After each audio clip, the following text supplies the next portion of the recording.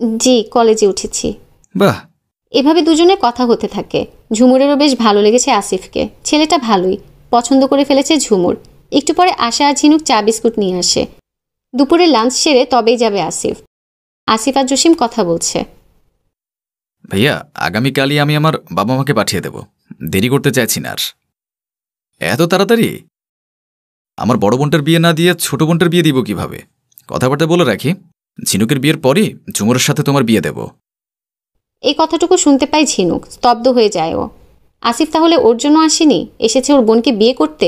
দুই চোখ দিয়ে পানি গড়াতে থাকে ঝিনুকের। আর কিছু শোনার সাহস হয় না, দৌড়ে চলে যায় রুমে।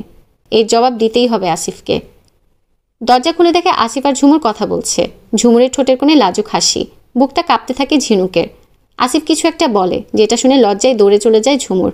এটাই সুযোগ। ঝিনুক বড় বড় পা ফেলে আসিফের কাছে যায়। আসিফকে কিছু বলার সুযোগ না দিয়ে হাত ধরে টেনে নিজের রুমে নিয়ে যায়। রুমে গিয়ে দরজা বন্ধ করে দেয়। কি হচ্ছে এসব? আমাকে এখানে কেন নিয়ে আসলে? কেউ দেখলে সর্বনাশ হয়ে যাবে, বুঝতে পারছো তুমি? কি সর্বনাশ হবে? ঝুমুরের সাথে তোমার বিয়েটা ভেঙে যাবে, তাই তো? আসিফ কথা বলে না। কেন করলে তুমি এমনটা? আমার সাথে রিলেশন করে আমার বোনকে বিয়ে করতে যাচ্ছ? বিবেকে বাচ্ছে না তোমার? খারাপ লাগছে না? না, বিবেকে পাচ্ছে না। তোমাকে আমার কোনো কালেই ভালো লাগতো না। শুধু গাপড়ার মতো আষ্টে পৃষ্ঠে থাকতে বলে কিছু বলতে পারতাম না। প্রথম প্রথম মজা নেওয়ার জন্য কথা বলেছি, আর পরে মজা দেখার জন্য। ঝিনুক স্তব্ধ হয়ে আসিফের কথাগুলো শুনতে থাকে। মানুষ এতটাও পরিবর্তন হতে পারে? ঝিনুক, ঝামেলা সৃষ্টি করো না। আমি ঝুমুরকে ভালোবেসে ফেলেছি, আমি ওকেই বিয়ে করব।